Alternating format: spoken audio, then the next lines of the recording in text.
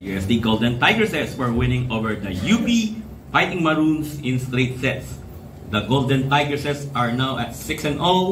We have Coach Kumpu Reyes, Angge Poyos, Red Jurado, and M. Banagua. Coach Kumpu, congratulations for this victory. You're still unbeaten but napalaban kayo ng UP. Your thoughts about this match? So again, yung respeto na binibigay namin sa mga kalaban namin. Na alam namin kasi everybody's game. So yun nga, very tight yung yung labanan, especially nung last set kasi nga we won by 2 points. So medyo hindi pa namin makuha masyado yung rhythm nung kung anong meron kami. So hindi lang namin masyado na-execute maayos. And marami kaming hindi kami nakakuha ng masyadong rebound. That's why nakita namin sa stats yung blocking point ni UP. Ang taas doon, naka 10 block points sila sa amin. So hindi ko alam kung doon ba galing yung 10 dun sa 20 errors namin. Actually hindi naman error yun na nabablock kami. Yung problema namin is yung coverage namin. So hopefully ma-lesson pa namin yung error namin. Thank you to Angge. You had 18 of 49 attacks, 4 service aces, 7 digs, 7 receptions. Yun nga naging blocking nga naging maganda yung blocking ng UP. Kahit wala si Nina, naka 10 blocks sila. So, paano mo ginawa ng paraan para syempre malusutan mo yung depensa nila? Reminder lang sa akin ni Coach nung crucial na mind over matter kasi nga nahuli na ako. Halos sa amin lahat nahuli sa blocking. So ayun lang, ginawa lang namin ng paraan every set and thankful pa din kasi nakuha namin yung panalo. Thank you to Reg. You have 11 attacks, 1 service ace, and 4 digs. So ikaw yung parang naging sa crucial na set itong third set. So paano mo nagawa ang paraan para malusutan nyo yung depensa ng UP? Yun lang po, sabi din po ni Coach Kumpu na paluin lang ng paluin and also to think smart din. So grateful lang din na yun nga po, nag-trust lang din sa advices ng coach. Thank you to M. Banagon. You have a good game today. 6 attacks and 1 block. So, paano mo sinusuklian yung tiwala sa iyo ni Coach Kumpu para siyempre maging kumpiyansa ka sa laro? Siguro yung first set, parang nawawala po ako. Pero binawi ko naman sa second at saka third set kasi nire-remind lang ni Coach Shaq at saka ni Coach Rico na kaya ko naman and stick ko lang sa sistema tapos pasa ng maayos para hindi masisira po yung play. Okay, thank you. The floor is open for questions. Sabihin nga, alam naman natin yung USD hindi siya yung tallest team, pero ano lang yung mindset mo bilang middle blocker every game para mag-deliver sa team? For me, yung mindset, since di kami yung pinakamatangkad na players sa team, ginawa ko siyang inspirasyon na ipaprove sa mga tao nag-iisip. Tapos gano'ng kalaking bagay sa'yo na maraming coaches yung nag-guide sa'yo, like sila Coach Shaq? For me, si Coach Shaq at saka yung tatlong coaches that's focusing on the middle, si Coach Shaq, Coach Rico, at saka si Coach Toto. For me, it's a really big factor kasi bali fina-focus nila talaga kami and bali yung small details and yung blockings po.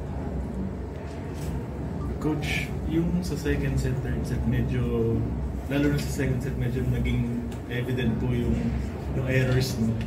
Kaya medyo naging diktikan din. Anong thoughts niyo about that, Coach? Nare-remind lang namin yung mga bata na alam kasi nila kung paano mag-serve. Ang sinasabi na lang namin, o nire-remind namin na i-accept o yakapin nila yung mga errors nila. And to move forward para may tama naman nila. So, kasi every commit ng error, nagkakaroon na ng di ko tinamaan, so nagkakaroon na kami ng alibay. So in the first place, alam naman nila kung bakit sila nagsaserve. Bakit sila nagkukumit ng error sa service. So yakapin din, adjust. Yun lang. Then, kung nagkamali man sila sa serve, may mga different skills or department na pwede pa silang i-compensate kung yung mga errors nila. So luckily, especially si Regina, itong dalawang na mga wing spiker namin, pag may nag-error sa kasama namin, sila yung nag-tiddle up ng score pag sila yung mga nasa harap. So good thing merong each other back na sumusuporta dun sa bawat error na nakukumit ng mga kasama nila. So merong yung maganda yung support system, especially pagdating sa group. Coach, follow up lang po dun. Tingin niyo po ba hindi naman po ba kayo naging complacent since yun nga, unbeaten kayo tapos 0-6 yung kalaban? Ano na to yung error kasi kaakibat niya sa bawat galaw pero ang ano lang namin, malesen namin yung error namin, walang hesitation. So basta again, pinapayakap namin yung mga error nila sa kanila, then they need to adjust. So hindi naman sila nagiging complacent dahil 6-0 kasi tinatrabaho namin every training to So hindi biro yung pagod na nararamdaman nila, especially sa training. So, siguro isa individually na kung nagkukumit sila ng error, mas masakit para sa kanila yon kasi nga pinagtatrabaho nila during training. So ano na lang to, sabi nga, di naman kami talagang veteranong team, so most likely part of the process, yun nga, nire-remind namin na just be at the moment. Kasi nga, alam naman nila kung paano itatama lahat kung ano yung mga pagkakamali.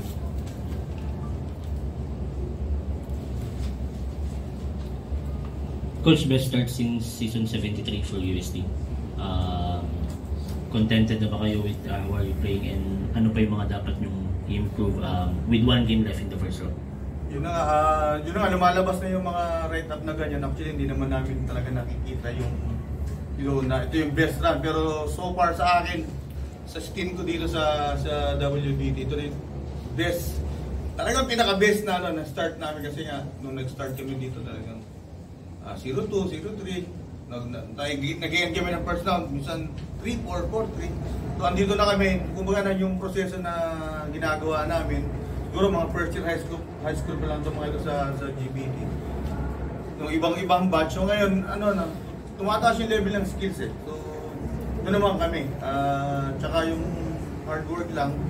So, again, sa amin, ito yung pinaka-best start. Since doon sa 73 nga, nasa nasabi. Pero ito, malaking moral booster para sa amin. Kasi yung kung ano yung pinaghihirapan ng mga bata namin, ng mga player namin, talagang nagpe-pay off. So, hindi kami tumitigil kasi nga, ang haba pa ng liga So, ang preparation naman, one game at a time. Siyempre, nagpapasalamat kami sa sakripisyo ng mga to na hanggang sa dulo nilalaban yung kung anong meron kami sa harapan namin. For the players, yun nga yung last team na yun ng season 73, si Rede Makulangan, Aiza Maizo pa yung players ng UST. So ano yung feeling na ngayon, kumbaga kayo naman, gumagawa na kayo ng sarili yung marka at pangalan para sa UST? For me po, ginawa ko naman inspiration sila ate and respeto din na kailangan kong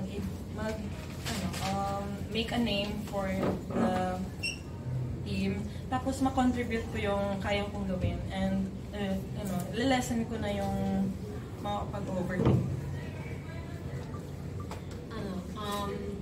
Same lang po, happy and ginagawa lang din po namin inspiration yung fact na great run nga po, pero at the same time, hindi din po kami dapat magpapabaya and makontento sa pinu-perform kasi yun nga, nag-a-adjust nga po yung mga teams and for sure sa second round, mahirapan naman po kami, pero yun, lalaban pa din naman. Sa akin naman po, as a player, ginagawa namin silang motivation ngayong season kasi nga, ayun, good start, pero sa part namin, di dapat kami magpakampante kasi nga mahaba pa yung season and may second round pa and ayun, bawal mag-relax. Yun. Coach, were the preparations for this game on point po and ano po yung mga magiging key takeaways from this game, especially come second round na marami magiging adjustments sa mga teams? Ang reminders namin sa kanila every after practice huddle na keep pushing, tapos may mga again ang daming ibang adjustment na pwedeng gawin. So sa part naman na namin talaga na tinutuloy namin kung ano yung sistema, tapos siyempre i-enhance namin o ipapolish namin everyday yung especially yung mga skills ng mga bata. And together with the team, siyempre yung iniingatan namin yung especially yung mga health issues nila, na bawal lang magkasakit, bawal ma-injury. So, nandun na kami sa mga punto na yun kasi everyday talagang nagkakaroon kami ng skills training para mas maging sharpen pa yung namin, yung skills. Congratulations, Coach Kung Fu, Angge, Reg, and M. Thank you.